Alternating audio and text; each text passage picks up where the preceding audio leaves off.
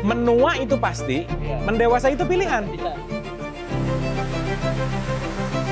Toxic parenting. Iya. Nah itu gimana tuh?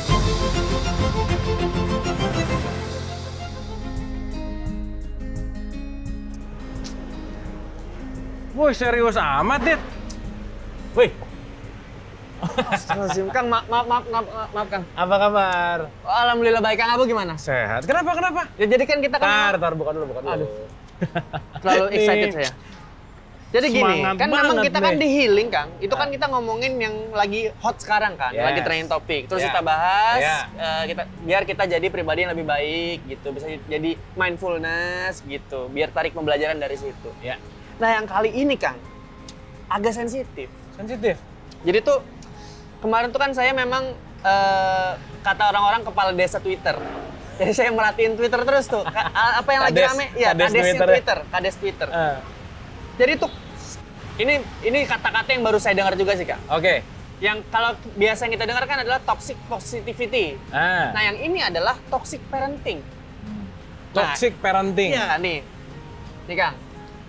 Kalau sudah usia dewasa dan punya orang tua toksik sampai mempengaruhi kesehatan mental, buruan mandiri sesegera mungkin. Keluar dari rumah, mending miskin tapi merdeka. Lagi dibawa lagi ya. Itu ngeri banget ya. Serem banget nih. Adik-adik Tapi sabar dalam merdeka. menghadapi orang tua yang otoriter atau toksik. Semoga bisa menjadi ladang amal baik untuk kalian. Toxic parent itu nyata. Mungkin sadar atau nggak sadar, orang tua sering menyakiti anak-anak dengan bukan hanya fisiknya tapi juga kata-kata. Dimulai dengan membanding-bandingkan sang anak dengan anak lain sudah pasti menyakitkan. Yes.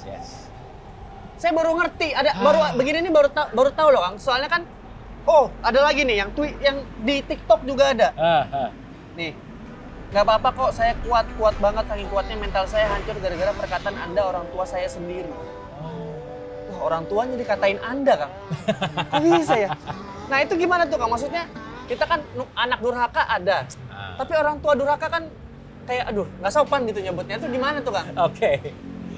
Gini, Dit, kalau kita ngomongin orang tua, memang ini case yang nggak akan pernah selesai ya. Iya.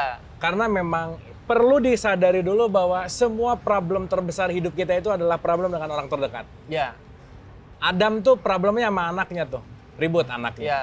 Ibrahim sama bapaknya tuh. Kalau kita Iya. ngomongin cerita para nabi gitu Iya. ya. Artinya nomor satu kita sadari dulu bahwa orang terdekat itu adalah sumber masalah.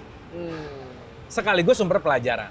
Itu dulu tuh. Iya. Jadi kalau hubungan orang tua, pasangan, ibu bapak anak, sadari dulu bahwa itu adalah hubungan pembelajaran. Itu nomor satu. Yang kedua, nggak ada sekolahnya jadi ibu bapak tuh nggak ada. Iya. Ya. Iya. Jadi nggak ada yang tahu gitu, exactly persis harus mendidik anak seperti apa. Nah, yang ada adalah kesadaran, mari kita sama-sama mengerti bahwa posisi ibu bapak dan anak ini bukan posisi atasan bawahan. Iya. Bukan posisi senior junior. Iya. Bukan posisi saling memiliki. Ingat, kita nggak pernah punya apa-apa nih. Kita tuh bukan milik orang tua kita. Anak kita bukan milik kita juga gitu. Gimana Nggak- tuh? Kan kita bukan punya orang tua kita dong. Oh, iya. Betul nggak? Iya. Kita tuh lahir dari ibu kita, tapi kita bukan punya ibu kita. Kita tuh semua hanya kepemilikan Sang Maha. Oh, iya. Betul nggak? Benar, Kita tuh benar. hanya milik dia gitu. Jadi nggak ada yang bisa bawa kamu punya saya, kamu anak saya, kamu punya saya. Nggak bisa. Dan ingat bahwa setiap siapapun yang terlahir punya kurikulumnya masing-masing, punya jalannya masing-masing. Iya. Maka tugas orang tua hanya menemani seorang anak untuk menjadi atau menemukan jati dirinya. Bukan ngatur sebenarnya. Bukan merubah jalan menurut keinginan egonya gitu. Bukan gara-gara dulu saya nggak sukses jadi dokter, pengen anak jadi dokter. Padahal anaknya seniman. Banyak yang gitu. Iya. Banyak yang gitu. Makanya boleh jadi ada Picasso di rumah, Iya. seniman yang luar biasa, Iya. tapi dipaksa jadi dokter gitu misalkan. Iya. Karena kenapa? Ambisi orang tuanya. Iya.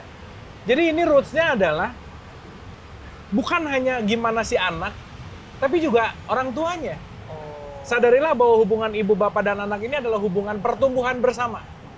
Hubungan pembelajaran bersama gitu. Iya. Jadi jangan ngelihat si anak ini bahwa saya lebih duluan lahir dia nggak tahu apa. Bukan.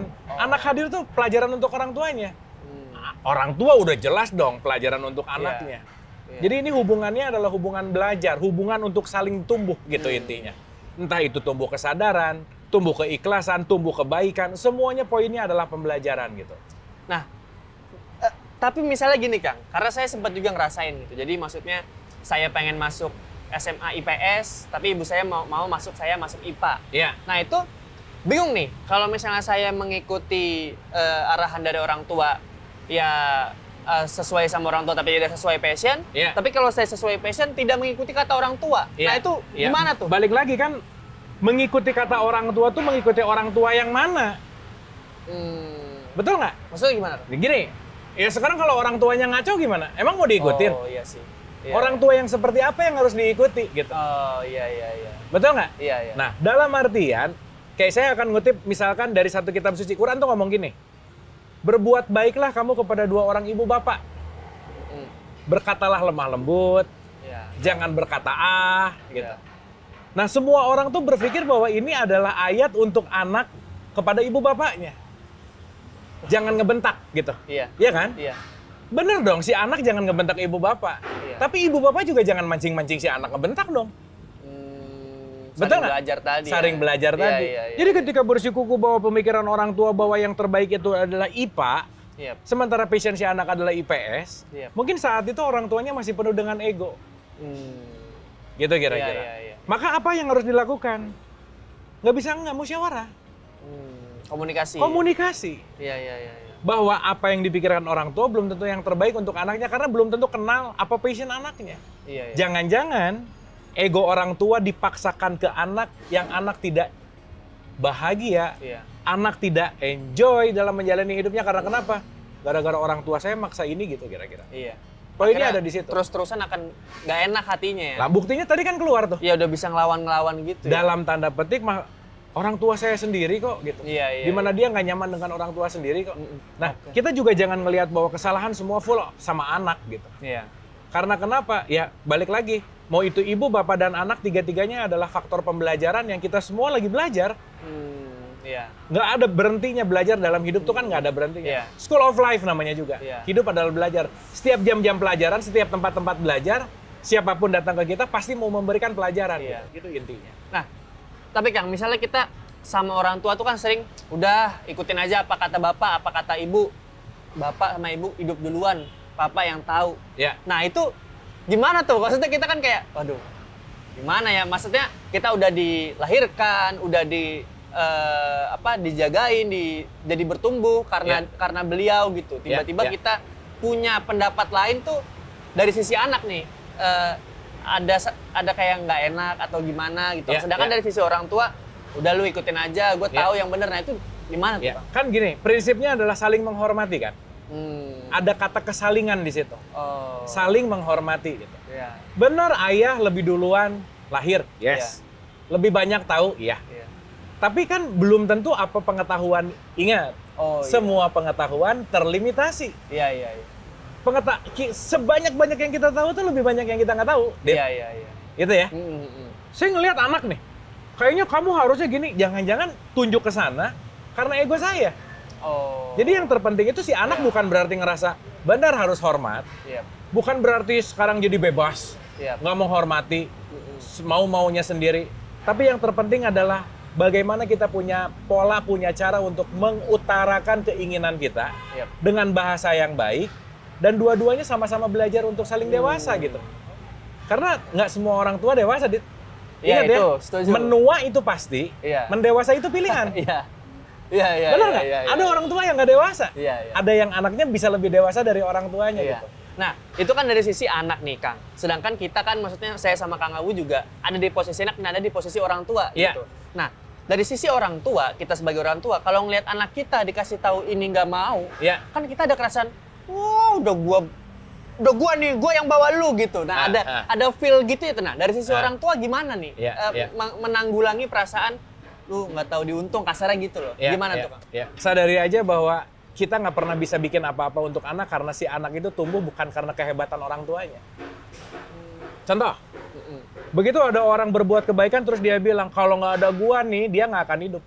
Emang yang ngebuat hidup siapa? Yang kan Maha Sang Kuasa. Maha. Jangan-jangan kita nggak nyatut nama yang Maha Kuasa yang ngerasa bahwa saya nolong dia, ngasih makan dia. Berarti kalau masih ada rasa bahwa kalau bukan gua yang dan seterusnya, nggak ikhlas dong. Yang jangan-jangan ketidakikhlasan itu yang menutup pintu kesabaran, pintu kesadaran, pintu kebaikan, yang jangan-jangan juga lupa bahwa melakukan segala sesuatu poinnya adalah keikhlasan itu sendiri gitu.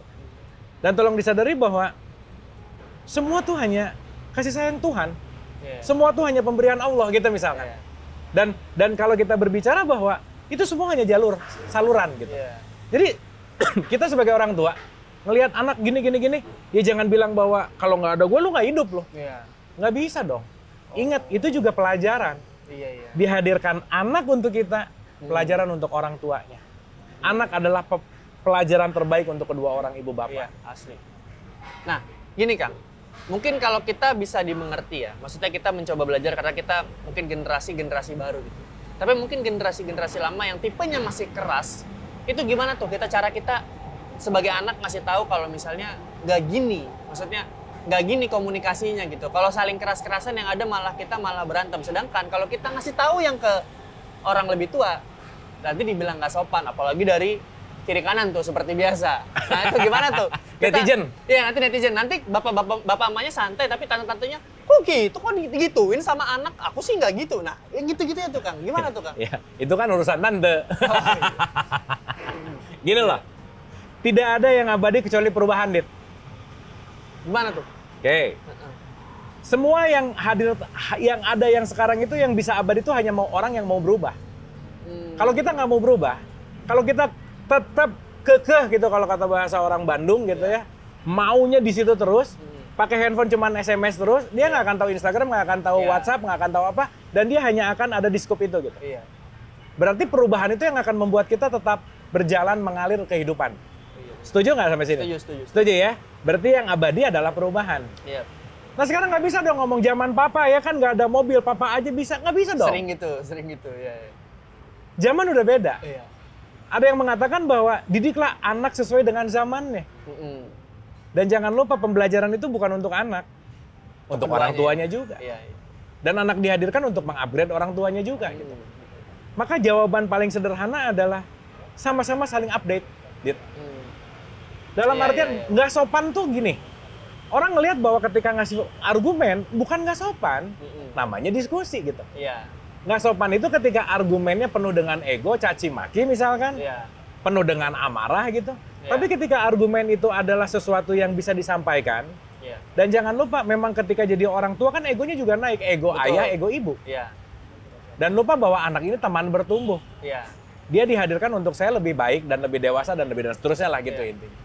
Nah so poin pentingnya adalah saling mengerti. Berperanlah sesuai dengan perannya. Berperan ketika jadi ibu, jadilah peran ibu.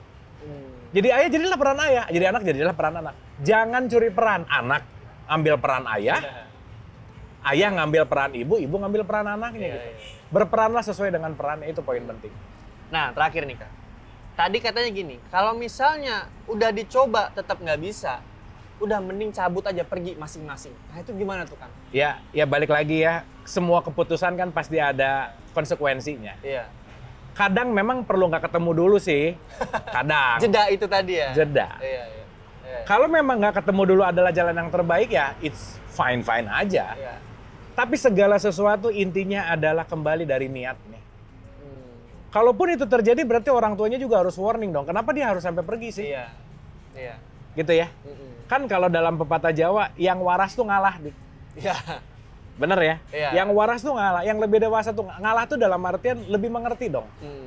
Jangan sampai kedua orang tua egonya lebih tinggi daripada anaknya yang membuat anaknya juga tidak berdampak pertumbuhan kedewasaannya gitu intinya. Nah so, ya balik lagi gitu ya, paradigma durhaka, paradigma tidak sopan, itu bukan berarti kita sebagai anak nggak bisa punya argumentasi dong. Setuju.